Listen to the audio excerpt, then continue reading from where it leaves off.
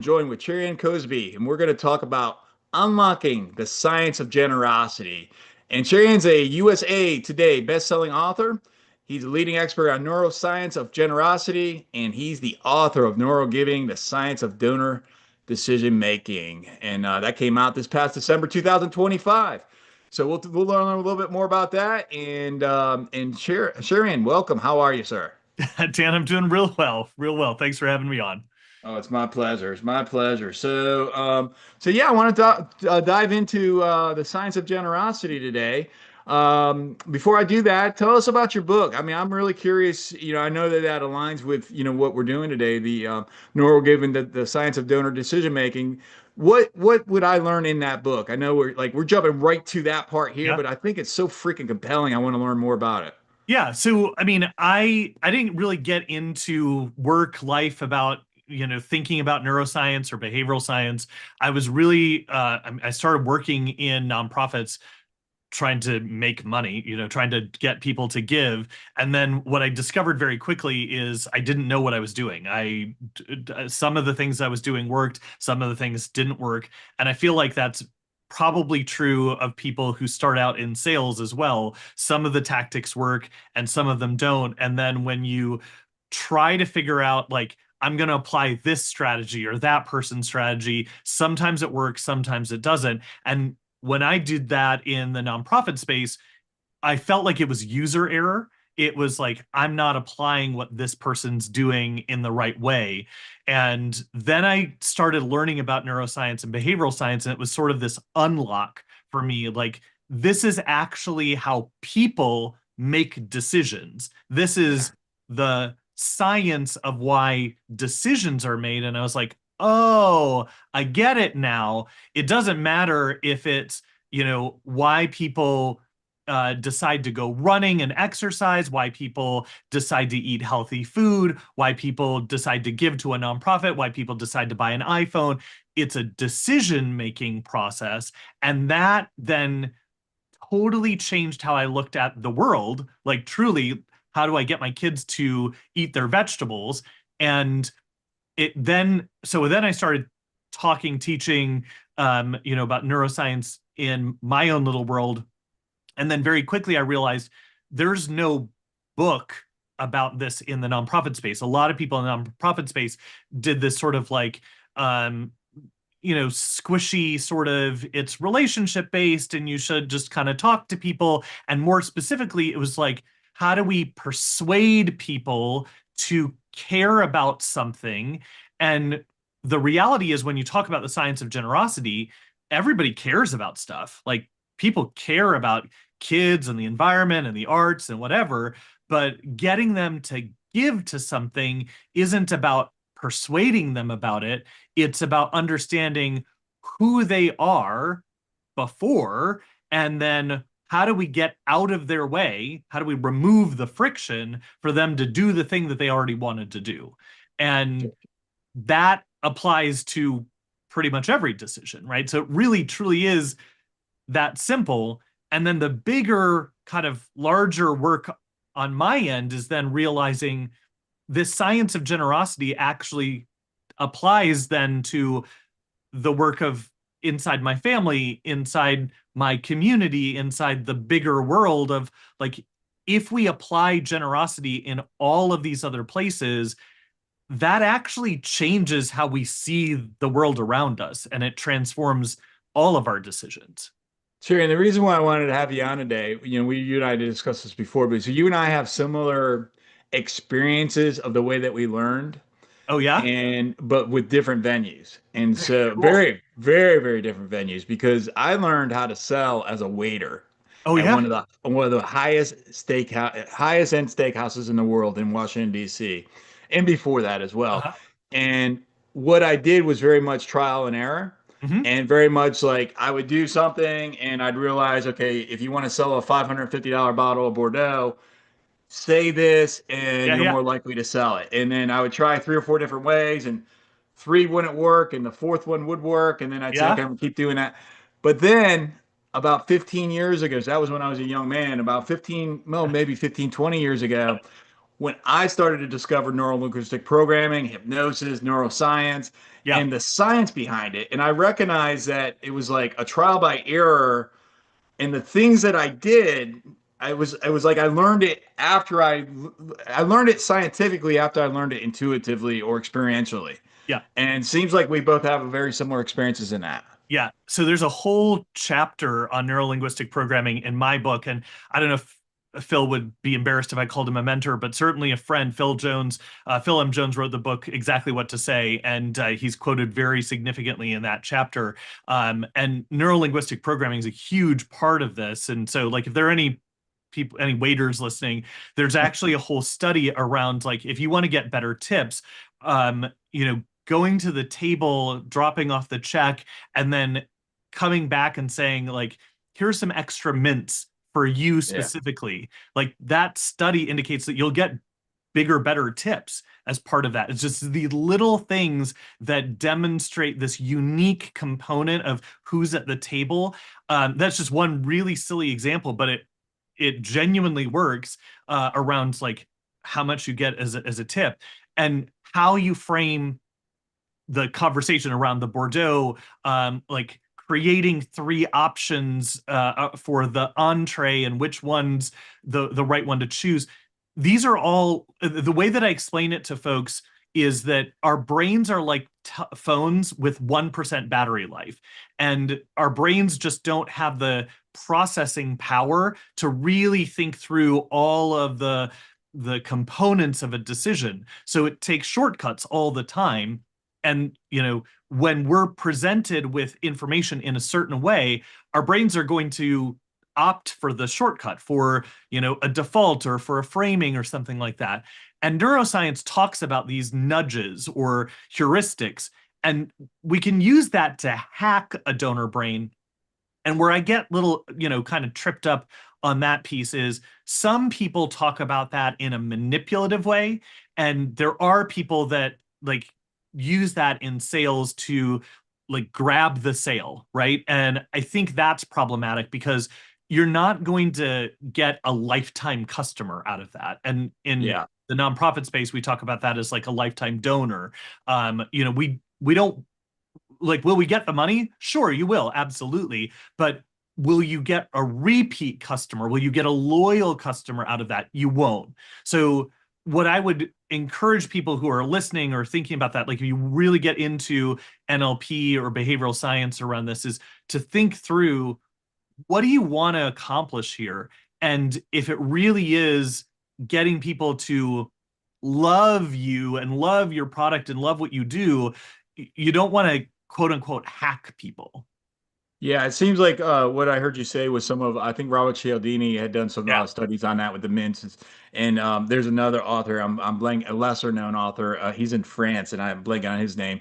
But I want to share, like when you talk about the word manipulation, is it's really, I think it's based off intent, and say what's the difference between ethical persuasion or manipulation. It's, I think manipulation is when you're trying to get somebody to do something when it's in, like the end user, it's like for you, not them. Where Exactly with right. ethical persuasion, it's about discovering really truly what are their goals, what are their pains, what is it that's the obstacles, and then helping to guide them through getting what they want, not what you want. I think that's the difference. I think it's, you can use the same techniques. It's just like, what is the intent?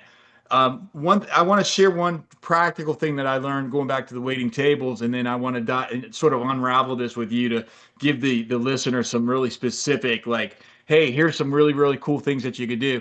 But you talked about the, like pricing, for example. I remember when I was a young food and beverage director at a small luxury hotel with a marina, and it was really one of the first leadership positions that I had. I remember going to my CEO and saying, Mr. Ward, I want, and we were taking this restaurant that was a good restaurant, and we were making it into a luxury restaurant. Yeah. And one of the first things I said to him, I said, I want you to get me a bottle of Louis Trey, Mm, and that's a cognac that is very expensive. At the yeah. time, it was just 20, it's 12, I don't know, $1,200 wholesale. I don't know what it is today, but it was expensive. And he said to me, he says, Dan, you'll never sell. He's like, how much do we have to sell that for? I said, $120. He said, well, we'll never sell it. I said, yeah, Doesn't I know matter. you're right. He says, well, why are we getting this? I said, trust me. Now I did tell him why I was getting it, right? But Uh, fast forward, here's what happened. We ended up over the next 6 months selling bottle after bottle after bottle of the $65 snifters exactly. because we were able to present it as A here's, you get reasonable the Louis. alternative. Yeah, right. You can get the Louis tray for 120 a snifter. You can get this brand here for 65, or you can get this one for 35. Suddenly, $65 for and again, 20 years ago, $65 today is like you can get a Starbucks coffee, I think, with $65 today. Exactly. But at Right. the time, it was a whole bunch of money. Yeah. And it proves, I think that aligns with what I heard you say of, like some of the strategies in sales. But let's talk about how do you use neuroscience and behavioral science ethically without slipping into the manipulation. So answer that. Like I gave you my answer on that. And how, do you align with what I said? Do you have to expand on that? What do you have to share Yeah. about that? I think it starts with curiosity. And this comes back to the principle of generosity that I'm kind of really focused on in general. When we start with selfishness, like what do I want, how am I hitting my sales targets or my revenue targets, then it's really about me and what do I need to earn, as opposed to saying like, what is the thing that you care about, what is the thing that you're trying to accomplish, and get really curious about the other person. With a principle of generosity, what we would say is, and if we start with that, if you really care about this thing, I might be able to help you accomplish that. But I also, in the spirit of generosity, might realize that I'm not the right person to help you. There might Yeah. be another company, another organization that can better help you do that. We may Yeah, I not love be the that. right fit. And in that spirit, I may have to introduce you. It may be best for me to introduce you to someone else. And that generates a tremendous amount of trust. And the thing that, in the book, but also in like tons of science, trust is biological, right? We tend to think of trust also as this sort of squishy kind of feeling, but trust is a neurochemical reaction that's happening in the brain that's built up by these little deposits. And when people interact with one another, our assumption, coming back to neuroscience and behavioral science, is that the other person is going to default on trust all the time. So in any interaction where we can engage in generosity and trust first, through that interchange, we create the opportunity to build that up and then be able to demonstrate that we're not manipulating them, that we're not trying to take advantage of them. Yeah. And then coming back to Cialdini, we can create reciprocity. They'll share with us, this is actually what I'm trying to accomplish. This is what I'm, aiming to do. And if we can create those, little deposits of trust over time, then we'll get to a point where people will feel, through those chemical reactions, will feel like, yeah, I can trust this person, I can open up to them, and we'll accomplish something. So you're absolutely right that it's definitely about intent, but we have to prove to them that our intentions are real through real actions. What does neuroscience tell us about how people actually make giving decisions? So the core component is that there is an identity that most people say that they are generous people. There's a study out of the University of Chicago just last year that says most Americans consider themselves generous, but there's some reasons why people consider themselves generous. And the difference, I think, that particularly nonprofits have to unpack is what is the pre-existing condition for that identity, and how do we then identify that component and then eliminate the friction for that decision to come to fruition. I think the challenge right now, and there's a whole lot that we need to unpack around like where we are as a sector, and giving is up but the number of donors are down.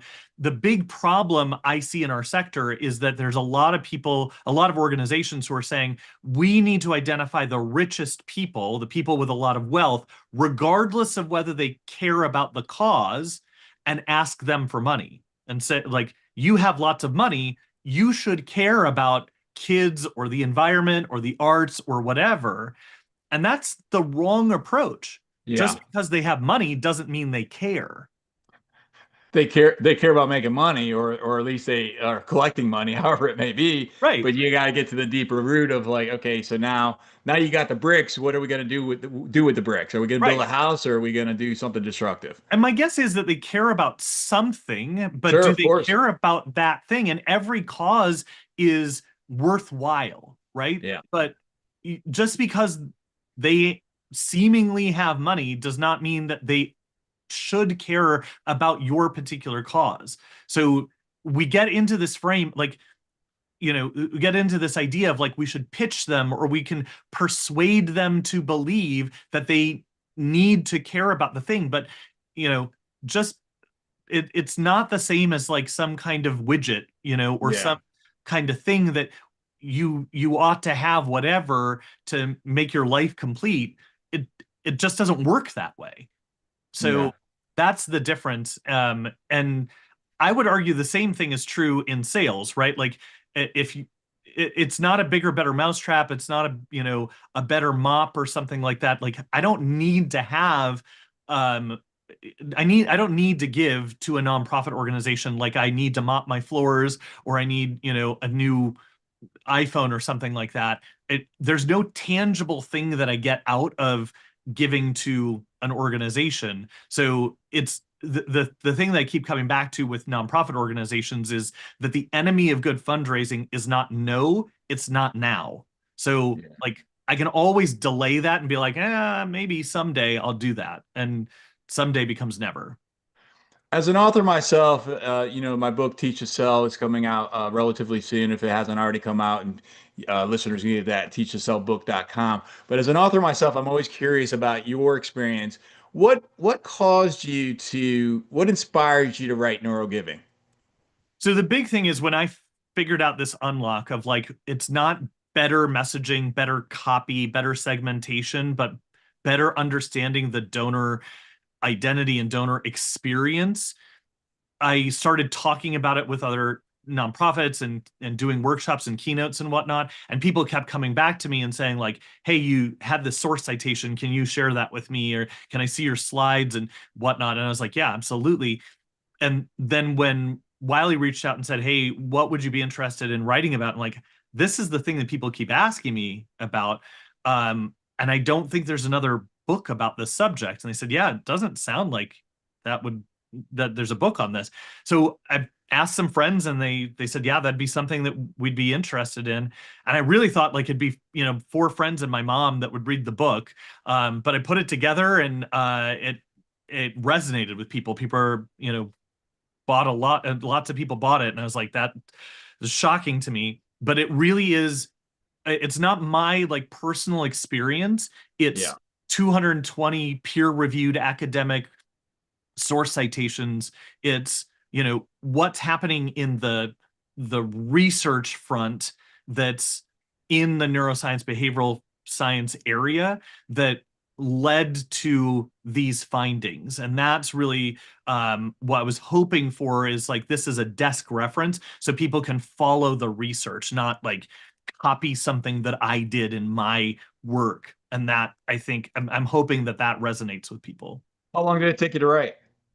Well, I mean, it probably took me 3 or 4 years to put all of the stuff together. And then when Wiley said, hey, would you write a book? It probably took me about 3 months to kind of put the flesh on the bones and create the final draft of the book itself. Did you ever anticipate getting USA Today bestselling? Absolutely not. Not at all. Not at all. Like when so my coaches Rory and AJ Vaden were like, "Hey, would you think about like doing trying for a USA bestseller?" I'm like, "This is a very niche book, like neuroscience and behavioral science in nonprofits." And I was like, "There's no way that this is a USA Today bestseller." But they're like, "You never know. Like we should try." And what's the worst that can happen? I'm like, I'm all about a stretch goal. And then, I mean, they're amazing. Like Brand Builders Group and the Vadens are amazing. And so they walked me through the process. And I was like, yeah, let's try. And then it hit the USA Today bestseller the day of the release at like 132 or something like that. And I was like, that's unbelievable. I don't think a nonprofit book has ever, like an instructional book, has ever hit the USA Today bestseller list, which is a win all on its own. And then a week later, the next week, it hit number 11. And I was like, this is wild. Oh, This is wow. wild. That is amazing. Anything specifically that you would say that you did to make, to get the distribution in the way that you did? I just followed their plan. And like what they do, they're magic. And I, And that's whatever the AJ and Rory tell me to do, I do. That's it. I Well, have no I other think you're answer. smart. Once you find a coach or a mentor or a guide who you trust and who it doesn't necessarily mean that you have to always align with them, right? But the way that I am is I tell my coaches, I say, look, if I trust you, you override my decision making authority. Now, I have to continue trusting you, right? Absolutely. So if that trust is broken, then I'm going to override decision making process and I'm going to find a different coach, right? But I think that having a coach and then trusting that coach is very, very critical to achieving a goal. At least that's been my experience, and that's the approach that I've taken. What are your That thoughts on the way I approach that? That is 100% right. That is 100% right. And I find it unbelievable that people don't have coaches. So like I mentioned Phil M. Jones, I get Yeah. mastermind from him and like incredibly valuable. The Vadens are incredibly valuable with Brand Builders Group. Like people that don't have coaches, I mean, to each their own, but like LeBron James has a coach. Beyonce has coaches. Like who doesn't have a coach and thinks that they can be exceptional, right? Like I don't I've had a coach since I was 15 on the debate team in high school. Like I've always had some kind of a coach. People coach me through the book, people coach me through speaking. Like I went through Heroic with Michael and Amy Port. Like that was incredibly valuable. AJ Harper helped me with the book. Like all of these things were really, really valuable. And I would say that if if you are if you don't have a coach, you really need to ask the question of why don't I have a coach if I want to be exceptional at what I'm doing.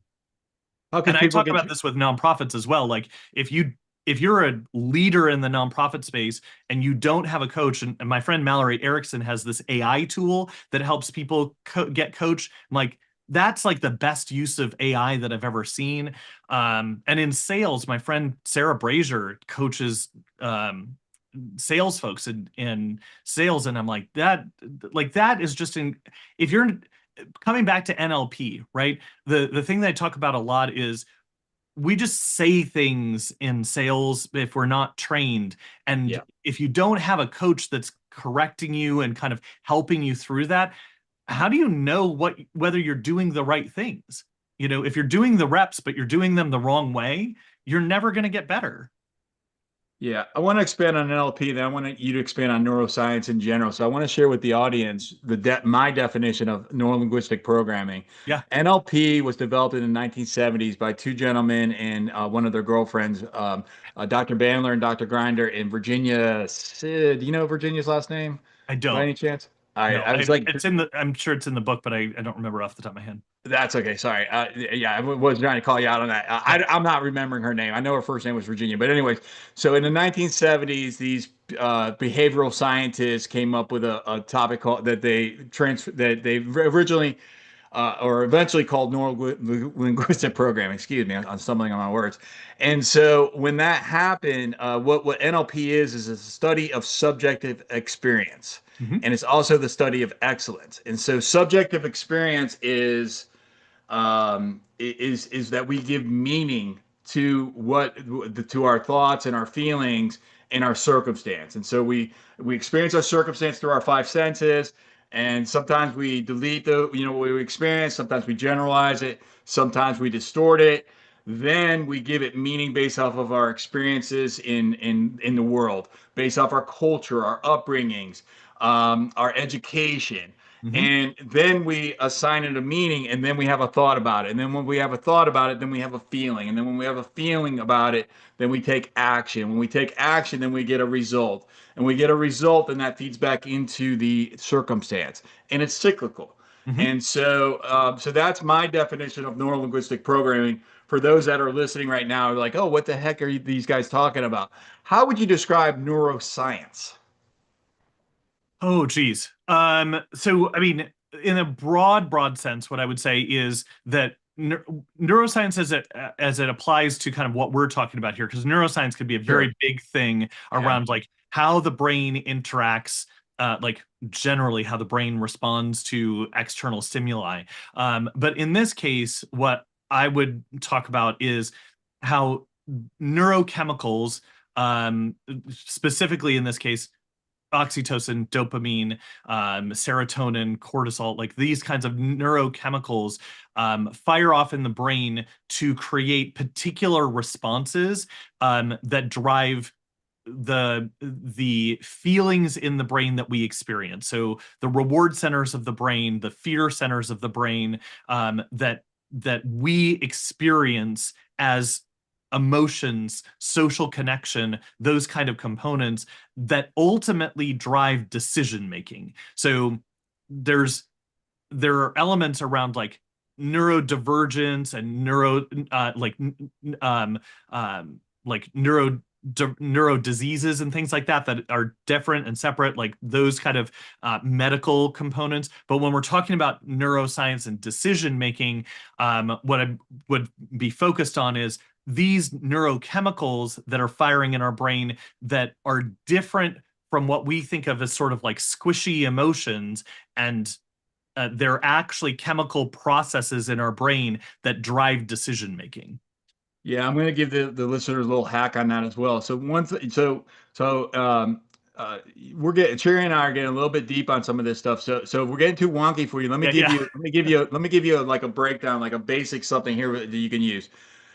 Practice labeling emotion, because when you can practice labeling your emotion, then you can manage it better, yeah. right? So if instead of me being angry, I can sit there and say, "Wow, that expression of what I just did is a demonstration of anger." Hmm. And so now I'm labeling it in a healthy way. Now I can then rationally say, well, what am I going to do about it? Yeah, All right. Do I want to be pissed off and yelling at people, or do I want to be loving and embracing and understanding? Like now I have a choice. And so when you can label it without making whatever the emotion is wrong or good, yes. good or bad, now you've got a tool that you can then move forward and make a difference. What are your thoughts on that approach? Absolutely. And I think yes, and the the Got other an improv guy here too, huh? yeah, exactly. Um, the other piece is to think about the construction, coming back to NLP, as the difference between a verb and a noun.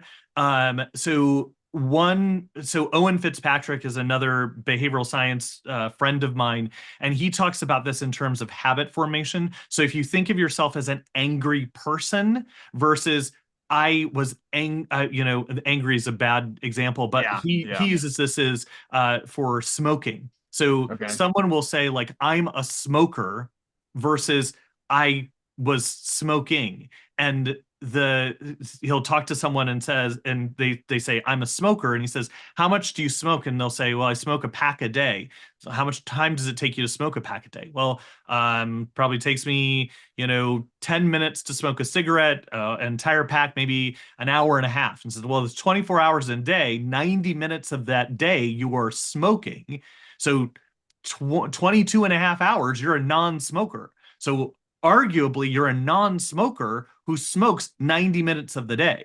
That's a different shift in your framing, in your thinking.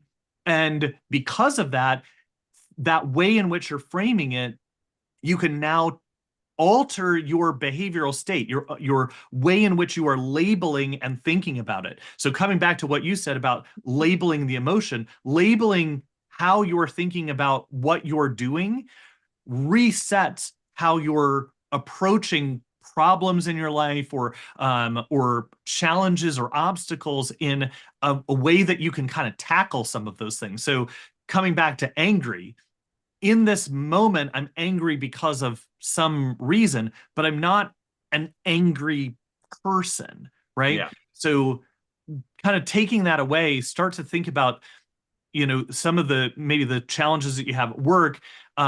if it's a conflict with a boss or a coworker or something like that, how can you maybe start to reframe some of those things, even with a customer or a sales target or whatever? Reframing, relabeling those things can give you a whole lot more control over those circumstances. Yeah, and one more little nugget here is you're talking about customers. One of the things that I do, in nobody is perfect, right? But I could say that I would say I'm not 90% plus good at this. Is when I have a challenging client or a challenging situation that I find what I can be grateful for. I can Yeah. find what I can be appreciative of. Even if it is like, man, I'm so glad I don't ever have to interact with this person again. I mean, that could be fine. Or Yeah. it's, hey, I just learned that, when I say X, it solicited a Y. That doesn't mean, and going back to the original, like when we very started talking about selling a Bordeaux, a bottle of Bordeaux, it was just trial by fire, but as you start paying attention, right, you can just sort of pay attention to, I said X, it gave me a Y response. I don't enjoy the Y response. I don't know if that's the X or not. It could Yeah. be I wasn't connected with them in rapport. I wasn't connected with them in energy. Could be they're just having a bad day. But at the very least, I'm going to then pay attention to the X moving forward. Right. So if I choose to follow that pattern of me asking X and then I keep getting the response that I don't enjoy, guess what? Stop asking X, Yeah. right? So it's giving you tools that now you can do something about it.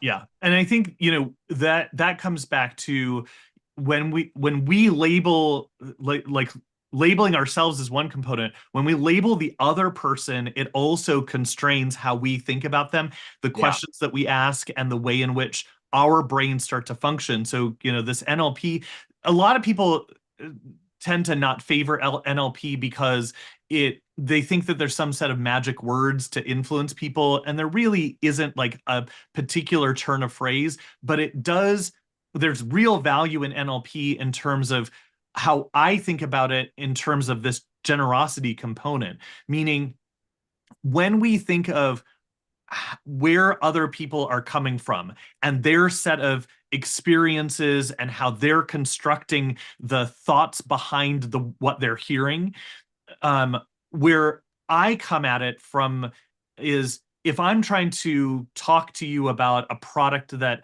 you might need and you might be interested in, what I really want to understand is where you're coming from. And the principle of generosity would make me want to approach your perspective charitably. But if I think of you as a difficult person or a difficult customer, that framing says to me, you're walled off, you're unapproachable.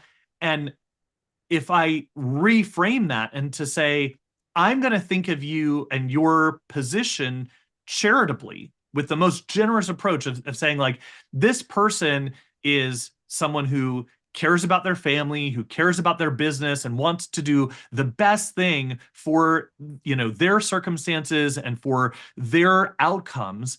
That shifts my thinking and the types of questions that I ask them to get really interested in, how is this person working through their own problems? How are they trying to navigate their space to look good in front of their boss, to, get their kids the GI Joe with the Kung Fu grip, right? Like whatever that is. And how do I get to the point where maybe this is a good fit? And ultimately, maybe it's not. But Yeah.